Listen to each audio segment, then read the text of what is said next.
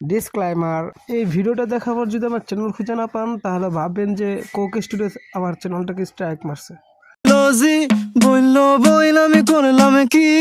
এই কি করছিস তুই? কি করছিস বল। আরে না না না, আমি কিছু করি নাই, যা করা সব প্রীতম ভাই করছে। Hello guys, what's up, this is me Atik and you are watching my channel Chor official. আজকে কথা বলবো বাংলাদেশের ট্রেন্ডে থাকা 1 নম্বর সং অ্যান্ড ওয়ার্ল্ডের ট্রেন্ডে থাকা 30 নম্বর সং মালোমা গান নিয়ে। এই গানটার পজিটিভ আর নেগেটিভ দিক নিয়ে আজকে রিভিউ হবে। পজিটিভ দিক হচ্ছে গানটা বাংলাদেশের ঐতিহ্য নিয়ে কথা বলছে, দেন মানুষের জীবন ব্যবস্থা নিয়ে কথা বলছে।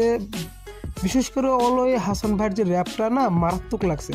এই গানটা কাস্ট করছে বাংলাদেশি মিউজিক ইন্ডাস্ট্রিতে বিপ্লব ঘটানো শিল্পী প্রীতম হাসান ভাই, দেন র্যাপ মাস্টার অলয় হাসান ভাই, আর ওই যে খালেদ দেওয়ান স্যারের নাতিরা আরিফ দেওয়ান এবং সাগর দেওয়ান ভাই।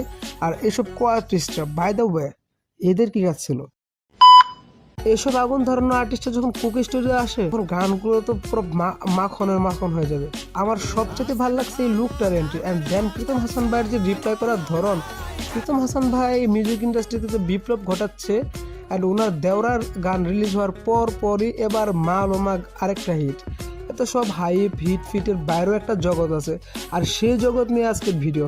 নেত্রকোনার সংবাদ সম্মেলন কেন? সংবাদ সম্মেলনের কারণ শুনলে অবাক হয়ে যাবেন।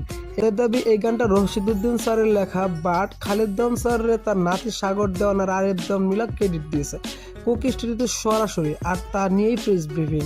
বাট বিষয়টা কে কপি করলো, কোনটা অরিজিনাল সং এমন না। রশিদুদ্দিন অরিজিনালি লিখছিল গানটা, দেন ওইটা আর কি একটু মডিফাই হয়ে মা গোমা থেকে মালোমা হয়ে গেছে। বাট লিরিক্যালি সবই মিল আছে, যার কারণে নেত্রকোনাতে এই একটা সিচুয়েশন ক্রিয়েট হয়েছে। এই গানের রিভিউ এই পর্যন্তই, মাত্র 2 মিনিট সময় হাতে ছিল, আর সামনে আরও অনেকগুলো গানের রিভিউ নিয়ে হাজির হবো। সে পর্যন্ত ভালো থাকো, সুস্থ থাকো।